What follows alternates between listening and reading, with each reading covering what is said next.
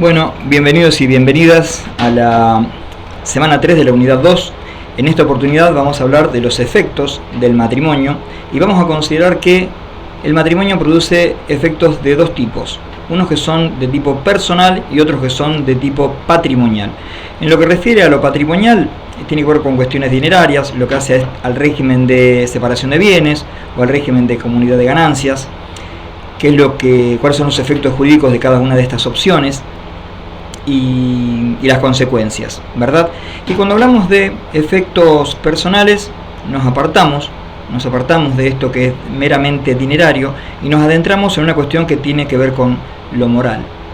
Si bien existe mandato jurídico de cumplir con los deberes personales derivados del matrimonio, lo cierto es que tiene una fuerte raigambre moral. Este tema de los efectos personales del matrimonio están regulados en el Código Civil y Comercial en los artículos 431 a 433.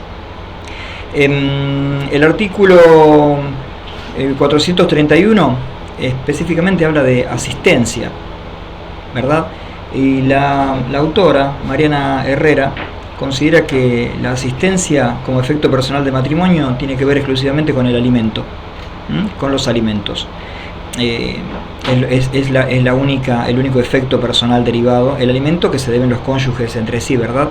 Si bien es cierto que el artículo 431 habla de ciertos deberes, como un proyecto de vida en común, basado en la cooperación, la convivencia, la fidelidad, estas son, según ella, apreciaciones morales, y no tienen que ver con una exigencia que pueda ser reclamada ante un tribunal, por ejemplo. Bueno, el artículo 432, específicamente cuando habla de alimentos, que según dijimos Mariana Herrera tiene que ver con los efectos personales del matrimonio, dice que se los van a deber entre sí durante la vida en común y aún durante la separación de hecho. Y bueno, con posterioridad al divorcio, la prestación alimentaria solo se debe en los supuestos previstos en este código o por convención de las partes, es decir, las partes pueden pactar al momento de divorciarse que va a haber obligación alimentaria que se va a solventar de cual o tal manera, en tales o cuales supuestos, luego de justamente la extinción del matrimonio por el divorcio. El caso digamos, más notorio a los efectos de continuación de esta obligación alimentaria luego del matrimonio es cuando uno de los integrantes del mismo queda en una situación de desamparo absoluto, sin posibilidad, sin recursos de obtener asistencia alimentaria por ningún otro modo que no sea el de reclamarle a este ex cónyuge en ese momento. Pueden ser un estado de grave abandono, de grave enfermedad, de una gran imposibilidad, donde no haya parientes a los cuales reclamarles, donde a lo mejor se haya efectuado reclamos y los parientes no lo hayan pagado a esta cuestión alimentaria. Entonces, en ese caso, podría considerarse que un ex cónyuge puede reclamarle al otro. Bueno, en lo que respecta a esta obligación alimentaria que dijimos que se puede llevar a cabo durante el matrimonio y aún durante la separación de hecho, el artículo 433 da algunas pautas para tener en cuenta cuál va a ser el modo de satisfacer esta obligación alimentaria, ¿sí? En cuanto al modo y en cuanto al monto y en cuanto a la manera. Dice que lo que va a tener en cuenta para la fijación de esta cuota alimentaria no se llama más cuota alimentaria, sino a esta obligación alimentaria con un quantum. Puede ser, los aspectos serían el trabajo dentro del hogar, la dedicación a la crianza y educación de los hijos, las edades de los mismos, la edad y el estado de salud de cada cónyuge, la capacitación laboral de cada uno, la posibilidad de acceder a un empleo, la colaboración que uno de los cónyuges ha tenido en las actividades mercantiles, industriales, profesionales del otro, a quién se le atribuye la vivienda familiar durante el matrimonio y luego de la extinción del mismo,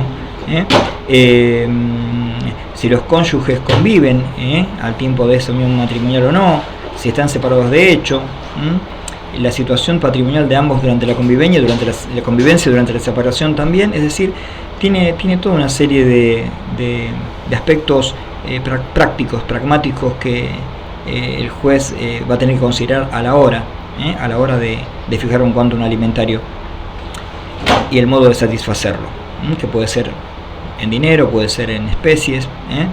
Habíamos visto cuando hablamos de la responsabilidad entre parientes en cuanto a la obligación alimentaria que no había una única forma. Si bien la prioritaria, la principal, la corriente es a través del dinero, podría haber supuestos donde se pudiera satisfacer de otra manera.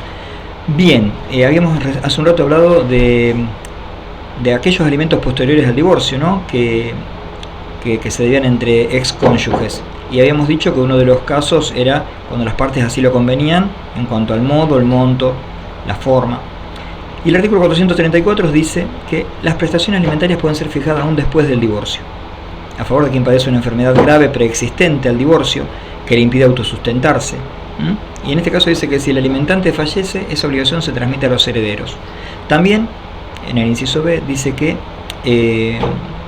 tendría derecho a aquel cónyuge que no tiene recursos propios suficientes ni la posibilidad razonable de procurárselos. Se tienen en cuenta los incisos B, C y E del artículo 433, o sea, la edad y el estado de salud, la capacitación laboral, la atribución de la vivienda,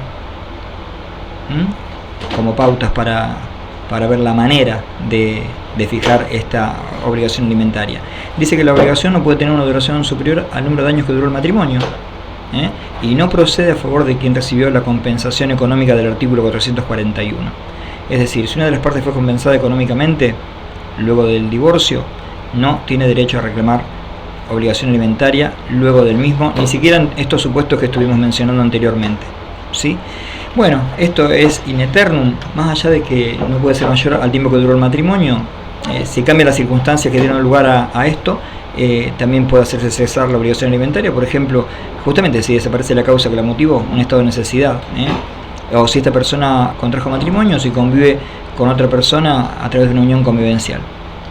Inclusive se habla cuando el alimentado incurre en una causa de indignidad. La indignidad tiene que ver con un acto que atente contra el alimentante, como por ejemplo un acto contra el honor, una lesión hacia el mismo, una agresión, violencias, daños, falsas denuncias, algo que tiene que ver con la ingratitud, básicamente. A modo de conclusión, vamos a tener en cuenta que en el caso de que un matrimonio, durante el matrimonio se haya producido un acto de infidelidad, el mismo no produce más. Bueno, pasando a considerar el tema de la fidelidad, habíamos visto que el artículo 431 la menciona dentro de lo que tiene que ver con los integrantes del matrimonio, ¿verdad? Bien, si bien se menciona como una... fíjense que menciona y dice deber moral de fidelidad. Esto quiere decir que la infidelidad no tiene consecuencias jurídicas. Se introdujo y quedó interpuesto básicamente por presiones de la Iglesia Católica, esto del sostenimiento de la fidelidad y el deber moral de fidelidad. Sabemos que para divorciarse hoy día no es necesario alegar ninguna causa. Bien, visto y considerando esto, el tema de que la fidelidad es solamente un deber moral, que no da lugar a una acción jurídica por sí, salvo que la infidelidad produzca un daño y perjuicio, ese es otro cantar, y ahí hay que ver cuáles son las consecuencias de esa infidelidad, y hay que entrar a considerar los daños. Pero en sí la fidelidad no es una causa ni que impida ni que dé lugar, por ejemplo, a un divorcio. Es decir, ¿qué sucede en los casos? Es una pregunta del foro, para que ustedes pregunten justamente, para que ustedes respondan juntamente o contesten o participen o den su opinión de qué les parece. Vimos que luego de un divorcio subsiste la obligación alimentaria en los supuestos que hemos mencionado. ¿Y qué les parece en el caso de que una persona haya sido infiel y que, aunque no alegado como causa, haya sido lo que realmente haya motivado un divorcio, la subsistencia de esa obligación alimentaria? ¿Les parece que es correcto o que no es correcto? Bueno, se abre el debate y el foro está para que ustedes lo respondan.